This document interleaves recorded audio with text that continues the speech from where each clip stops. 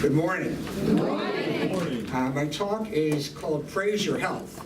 Yeah. I'm not Denny Flynn. I'm not giving his talk. So anyway, Buddha said, we become what we think. Dr. Raymond Charles Barker, in his book, Treat Yourself to Life, writes, what I think of myself all day long is my creative design. The creative design that my consciousness follows in plotting out the events and circumstances of my life. What I'm going to find myself doing and what I'm going to have happen in my life. So this is the good news or the bad news. Okay. So let's keep these statements in mind. And I'm going to read from the book that Addie just read from, 365 Days of Richer Living by Ernest Holmes and Raymond Charles Barker. Okay. Today I praise the health of God in my body. The law of response is the law of praise. Whatever we bless increases, whatever we curse decreases. The key to the use of this law is to watch our ideas and note the ones we are praising. This is easy to do, as the ideas we talk about the most are the ones we are praising. Like all laws, it is impersonal. When we constantly discuss disease, we are actually praising its power in our lives, and the law produces further illness and discomfort. Likewise, when we are not at our best physically, we can praise the health of God in our bodies, and the law will bring forth greater ease, vitality, and strength. Those who are sick need to praise the health of God within them to be healed. Those who are in perfect health should praise the same divine health, as it will then be maintained and made permanent. Health is a part of our spiritual inheritance, and we bless the one mind for it. I believe that God is the health of my body. I recognize this great spiritual gift in every part of me. I have faith in its healing, restoring, refreshing power. It fills me now with perfect life, energy, and strength. I praise and bless this great interaction of God. I dedicate myself to the right use of this health. No fatigue, strain, or illness can touch me, for God is my perfect health. My work is easy, and my body responds to every action necessary to my work today. All is ease, comfort, and joy. I respond to the health and vitality of my fellow man. All whom I contact are equally alive with God's radiant health, for God is the health of his people. So there's great power in our words. The very cells of our bodies are listening to what we have to say. We feel the words throughout our bodies as we say them, and then feel the effect linger in our bodies long after we have spoken them. So we must make conscious effort to speak words that are messages of healing to our hearts, to our lungs, to our joints and muscles, to our nerves and digestive systems. Our messages to and for ourselves must be ones of health and healing. We bless our bodies with our healing words of life, and we experience blessed results. As it is stated in the Bible, the Word becomes flesh. Our words become our flesh. This is to be taken literally. We must remember that we are divine creations, and that every moment, all of God is fully present in its entirety in every atom, cell, organ, function, and action of our bodies. All of God fully present in every cell of the body. The life of God regenerates our minds and heals our bodies.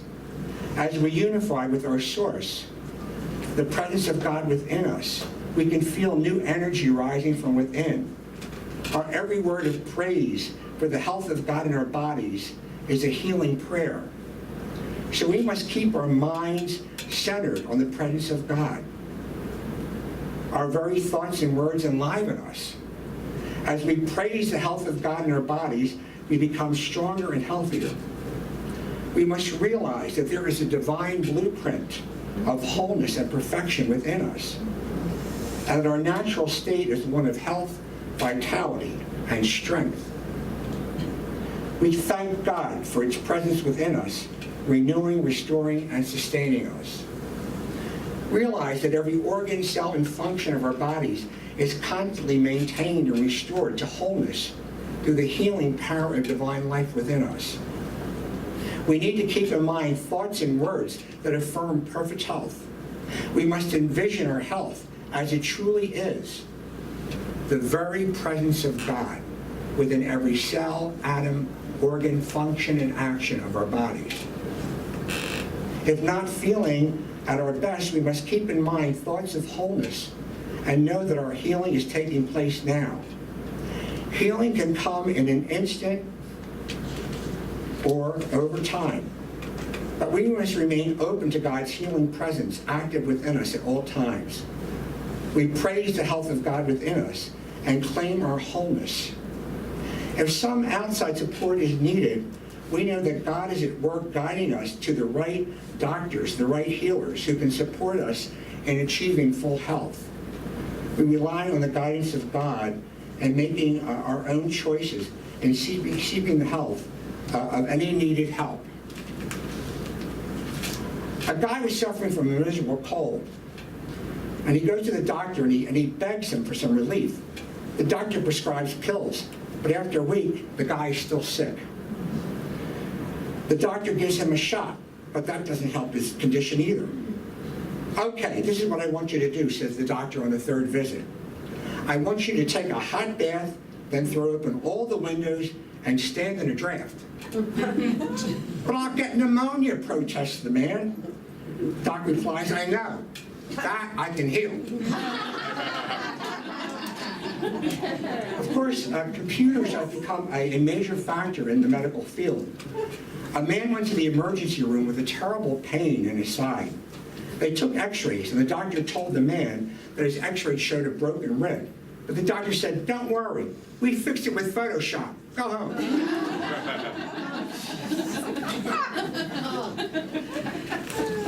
We are all made in the image and likeness of God. As such, we have within us the innate capacity to heal. We have within our minds and words immense power to heal our physical bodies. The founders of Unity, Charles and Myrtle Fillmore, applied the power of faith and affirmative prayer to achieve seemingly miraculous results. At the age of 40, Myrtle Fillmore had tuberculosis and malaria. The doctors told her she had only 6 months to live. She and her husband Charles attended a metaphysical lecture and heard something that changed their lives. The speaker said, I am a child of God, and I do not inherit sickness. That sentence went right to the core of Myrtle's being. She wholeheartedly embodied that statement. She embraced the truth that we are made in the image and likeness of God. She immediately started affirming she was made in the image and likeness of God and started praising the health of God in every cell of her body. Her prayer practice of praising the health of God in every cell of her body ultimately healed her of tuberculosis and malaria. She wrote, I have made what seems to me a discovery. I was very sick. I had all the ills of mind and body that I could bear. Medicine and doctors ceased to give me relief, and I was in despair until I found the power of affirmative prayer and praise. I affirmed my belief and praised my body back to health. I went to all the life centers of my body and spoke words of truth and praise to them, words of strength and power. I asked forgiveness for the ignorance of the past when I had condemned them and called them weak and diseased. I did not become discouraged at their being slow to wake up, but kept right on, both silently and aloud, declaring words of truth and praise until the cells and organs of my body responded. I told every cell, atom, and organ of my body that they were free, unlimited spirit. I told them they were no longer in bondage to the carnal mind, that they were not corruptible flesh, but centers of life and energy omnipresent. I vowed to always bless and praise my body with true thoughts and words, and that I would use all diligence and wisdom in telling my body just what I wanted it to do. I want everyone to know about this beautiful true law and to use it. For when you use it and get the fruits of health and harmony, you will rejoice in the glory of God as your perfect health. It took Myrtle 3 years of continuous praising and blessing her body with words of truth to be completely healed. But she got healed. She never gave up. And about a year later, after her complete healing, Myrtle's favorite carriage horse became very, very sick. A veterinarian was called in to examine the horse. The vet told Myrtle that there was nothing that he could do. The horse was beyond medical care, and that she should think about having the poor horse put out of his misery. But this was Myrtle Fillmore, and she was having none of that. She immediately started brushing the horse, calling him by name, and praising the life of God in every cell of his body. She did this continuously. She called in help to support her in caring for the horse. Family members and friends took turns brushing the horse, calling him by name, and praising the life of God in every cell of his body. The horse started getting better right away. And after a few weeks, he was fully restored, totally healed. What do you think, why do you think it took the horse only 2 weeks to be healed when it took Myrtle 3 years? Because the horse just absorbed the words of health and praise. There was no argument to interfere with the healing. And we have friends here who can attest to the power of this. 5 of their cats were sick, and I told Ro to brush them and praise the life of God in every cell of their body, and they all got healed, right? All right. All right. The animals just absorb it. They just soak it in. No argument. Okay. We humans constantly are bombarded with limiting beliefs about health. Myrtle's healing took place in the 1880s, and at that time there were only newspapers reporting stories about epidemics. Mary Baker Eddy, the founder of Christian Science, wrote in 1885, "The popular press has unwittingly brought about great misery to humanity, with detailed descriptions of various epidemics of illness. The public reading these sensationalized reports absorbs these reports as true and immediately begins to look for symptoms, and many fall ill in a belief that they have been contaminated by these reported germs. However, in reality, it is only their minds that have been contaminated by false beliefs." Now, that was 1885. Think about how immense the media has become. I mean, it's just constant bombardment, and you have it at your fingertips with your phone. You can hear all the bad news you want all the time. But we have to be vigilant at what we are allowing ourselves to believe in. Just watching TV at night, there's a constant stream of commercials describing all sorts of diseases, and of course introducing the new wonder drugs to cure it, or at least keep it under control. They make it seem as if having some sort of illness is the norm. It's to be expected. It's part of the human condition. No. Yes. We know better than that. Yes, we do. Dr. Ernest Holmes wrote, "If you need to take a pill for relief, take it. But treat to know that the day is coming when you won't need to take the pill." Now, I would like to talk a little bit about Charles Fillmore's healing. This is even more dramatic than Myrtle's. He was able to grow his leg almost 4 inches through prayer and praising. In his book, Out of Smashing Power of the Mind, he gives this account of his healing. "When a boy of 10, I was taken with what was first diagnosed as rheumatism, but developed into a very serious case of hip disease. I was in bed for over a year, and from that time an invalid in constant pain for 25 years until I began the application of divine law. 2 very large tubercular abscesses developed at the head of the hip bone, which doctors said would finally drain away my life. But I managed to get about on crutches, with a 4-inch cork and steel extension on the right shoe. The hip bone was out of socket and stiff. The leg shriveled and ceased to grow. The whole right side became involved. My right ear was deaf and my right eye weak. When I began applying spiritual treatment and praising the life of God in every cell of my body, there was for a long time a slight response in the leg. But I felt better and found that I began to hear with the right ear. I continued praising the health of God in every cell, atom, organ, and function of my body, and noticed that I had more feeling in the leg. Then as the years went by, the ossified joint began to get limber, and the shrunken flesh filled out until the right leg was almost equal to the other. Then I discarded the cord and steel extension and wore an ordinary shoe with a double heel, about 1 inch in height. Now the leg is almost as large as the other, and I am certain that I shall be made perfectly whole. I am giving minute details of my healing because it would be considered a medical impossibility and a miracle from the religious standpoint. However, I have watched the restoration year after year as I applied the power of thought, praying and praising the health of God in every cell of my body. And I know that my healing has taken place under divine law. So I am satisfied that here is proof of a law that the mind builds the body and the law restores it. Fillmore wrote, "The body is the product of the mind.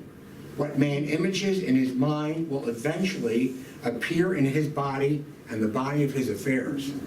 But watch your thoughts with all diligence. Okay, now, Dr. Ernest Holmes wrote in this book called This Thing Called You. I think we have it back there. Magnificent book. Every part of your body is made of pure substance. There is a spiritual body which cannot deteriorate. This spiritual body is already within you. As much of it appears as is recognized.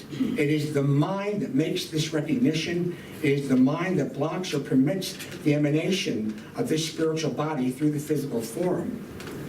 Jesus said, "Destroy this body and I will build up another like unto it." He knew that the spiritual body is indestructible, eternal, and perfect. Seeing the perfect body instead of a diseased form, he was able to instantly heal every manner of illness. And he says later on, every statement you make about your body or belief you hold about it with deep feeling, which causes the mind to accept spirit as the substance of the body, tends to heal. So I'm going to read this treatment by Dr. Ernest Holmes. Everybody take a nice deep breath and just relax. This word is for each one here. I realize there is a divine presence at the center of my being. I let this recognition flow through my entire consciousness. I let it reach down into the very depths of my being. I rejoice in this realization. The perfect life of God is in and through me, in every part of my being. As the sun dissolves the mist, so my acceptance of life dissolves all pain and discord. I am free because the spirit of life in me is perfect. It remolds and recreates my body after the likeness of a divine pattern of body which exists in the mind of God. Even now, the living spirit is flowing through me. I open wide the doorway of my consciousness to its influx. I permit this physical body to receive the living spirit in every action, function, cell, and organ. I know that my whole being manifests the life, love, peace, harmony, strength, and joy of the spirit, which indwells me, which is incarnated in me, which is my entire being. Please repeat after me. I am now made vigorous and whole. I am now made vigorous and whole. I possess the vitality of the infinite. I possess the vitality of the infinite. I am strong and well. I am strong and well. The life of spirit is my life. The life of spirit is my life. All of God's strength is my strength. All of God's strength is my strength. God's power is my power. God's power is my power. God's body is my body. God's body is my body. Every breath I draw Every breath I draw is a breath of perfection, is a breath of perfection, vitalizing, vitalizing, upbuilding, upbuilding, and renewing and renewing every cell of my body. every cell of my body. I am born of the Spirit. I am born of the Spirit. I am in the Spirit. I am in the Spirit. I am the Spirit made manifest. I am the Spirit made manifest. All right, now I accept this word for myself and everyone here. So it is. And now I ask everyone to stand and assume the power position. I praise the health of God in every cell of my body. I praise the strength of God in every cell of my body. I praise the strength of God in every cell of my body. Turn to the person to your right. Listen to my God. Yeah. I praise the strength of God in every cell of your body. Now turn to the person to your left. I praise the strength of God in every cell of your body. And so it is.